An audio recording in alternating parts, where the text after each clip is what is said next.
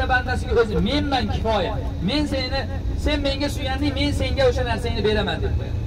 Shuning uchun Allohga suyanib shu sababini qilsak, inshaalloh Alloh taolo o'sha befarzandli, o'sha shifo so'rayotganlarga Alloh taolo o'zi shifosini beradi. Xudo xolisa.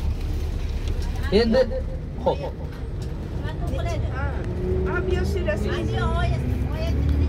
84-oyatini 40 marotaba.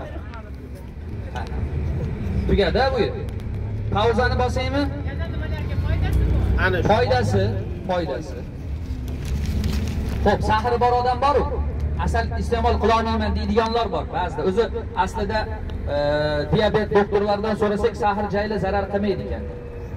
Sahr jayla zarar qilmaydi, lekin ba'zilarga ta'sir qilsa, sahrim bilan buni asal iste'mol qila olmayman desa, suvga aralashtirsa bo'ladi, zamzamiga. Qatiq yaxshi ko'rasizmi? Ha?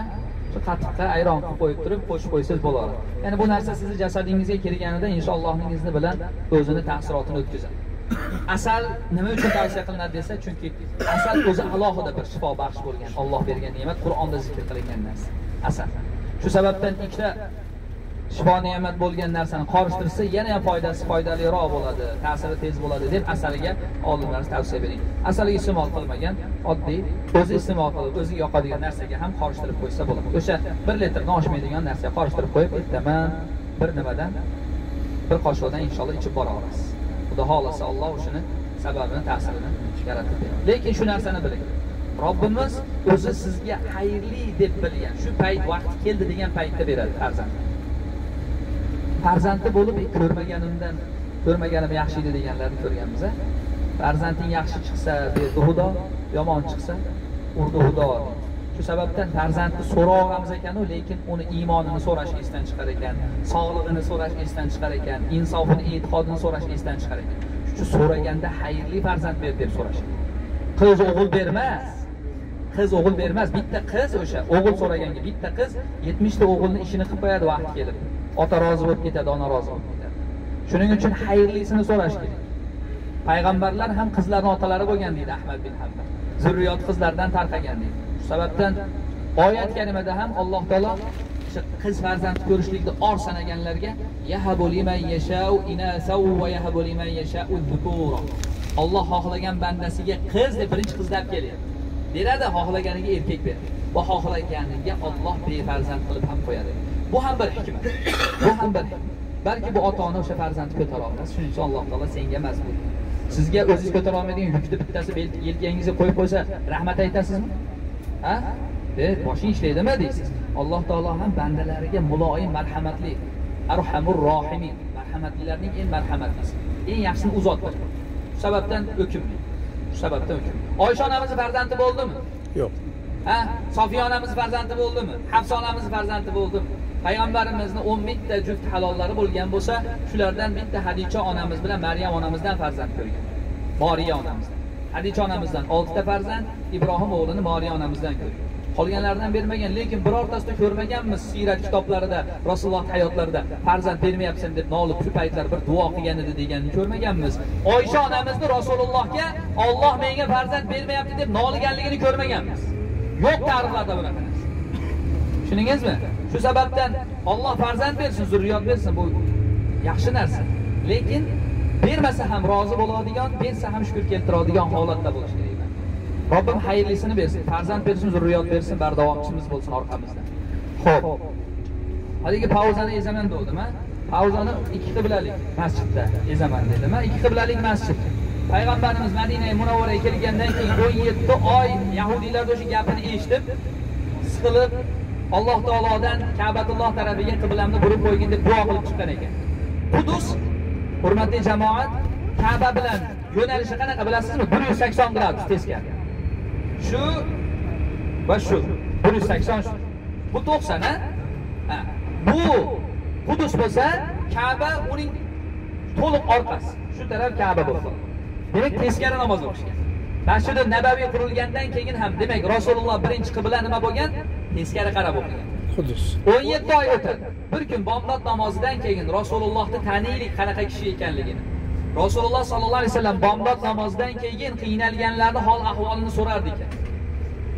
Qiynalganlari hol ahvolini so'rardi ekan.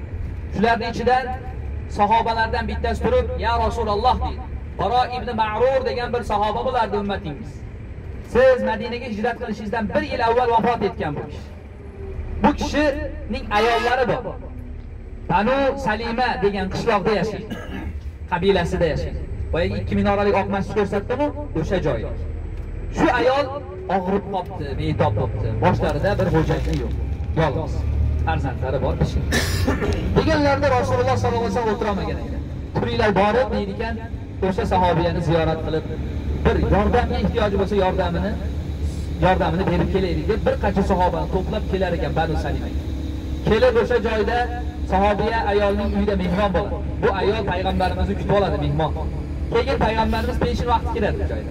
Duo qiladi. Sahobiya onamizning hojatini chiqarib, duolarni qilib, ko'nglini olib, peshinga safga turishadi farzini o'qishlikda. 2 rakat farzini Aqso tarafiga, Qudus tarafiga qarab o'qiydi peshinda farzini. At-tahiyatudan 3-rakatga Allohu akbar deb turganida Jabroil namozning ichiga vahiy olib tushadi. Jabroil namozning ichiga vahiy olib tushadi.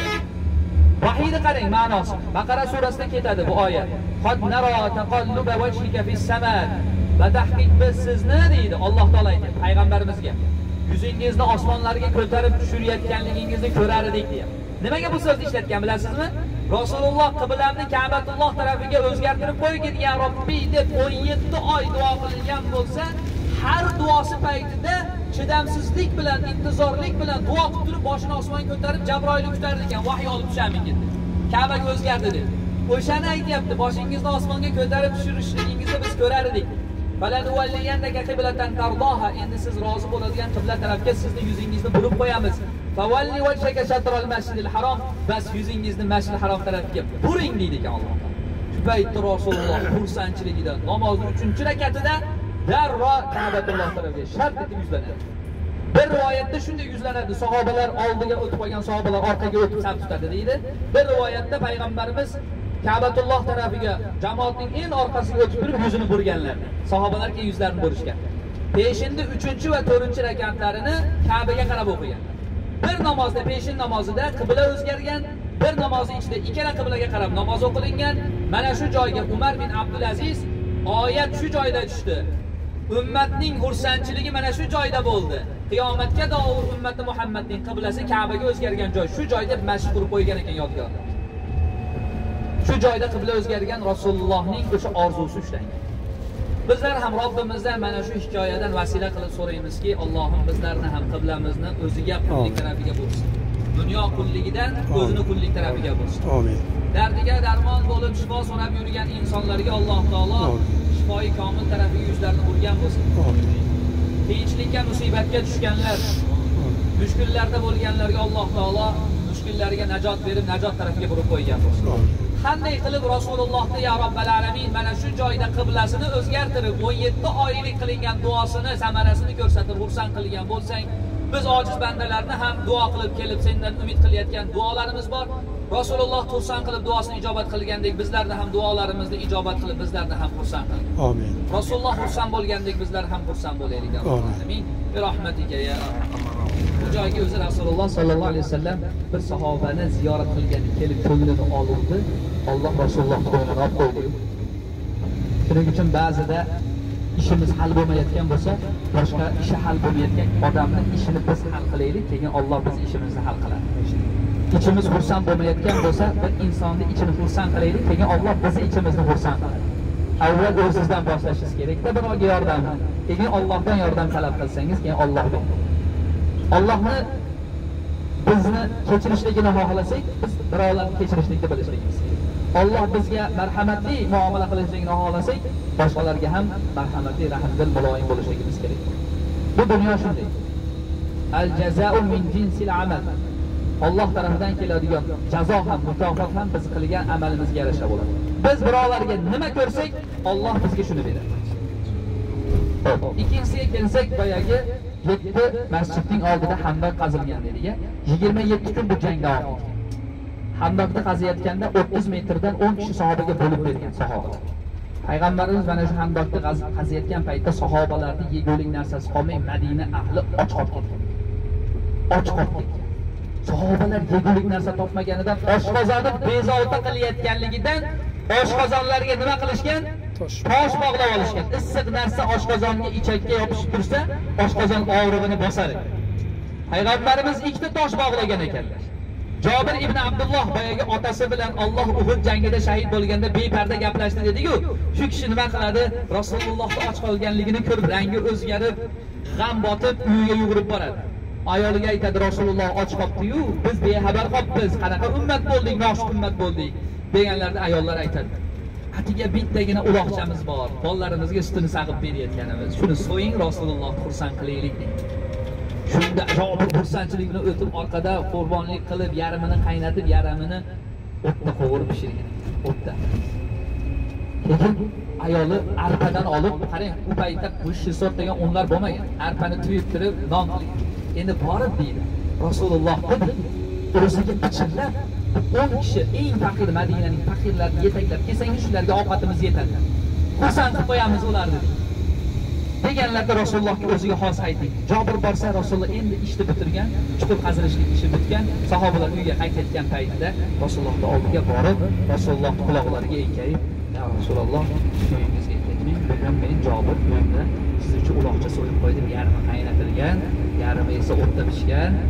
Uyga borib, nasa qilib bir biznikida mehmon bo'lib qorningiz to'ydirib olasiz. O'zingiz munosib ko'rgan o'tda bir faqirni olsangiz, ular bilan maza qilib olasizlar." Esa Rasululloh sallallohu alayhi vasallam rahmatan lil alamin. O'zi och qolsa qolardi-yu, ummatini esdan chiqarmas. U yerda esdan chiqarib qo'yar. Shart o'rnidan turar ekanda qarang. Qarang oliyjanobligi. Ey, hamdog ahli birodarlar, ashobim, hamma qaraydi 3000 ga yaqin odam. Hech kim uyiga ketmaydi. Hozir hamma to'g'ri, bu birodaringiz Jobir ibn Abdulloh uyiga. Bu birodaringiz nima qilib sizlar uchun bilasizlarmi? Uyda uloqchasini so'yib sizlarni hammalarni uyiga mehmondoshlikka chaqiryapti. Jobirga Rasululloh hammasiga yetmaydi, qanday yetganda shuning uchun bichirlaganmiz. Jobir, xotirjam bo'ling. Men borgunimgacha o'chog'idan qozonda olmaysiz. Ayolingizga ayting, nonni ustini yoqib qo'ysin, o'zim borib, o'zim sahobalarimga o'z qo'llarim bilan xizmat qilib ovqat suzib beraman. Keyin Jobir uyga boradi, rangi sarg'aygan. Ayol, nima bo'ldi deyishdingmi? Aytdingizmi?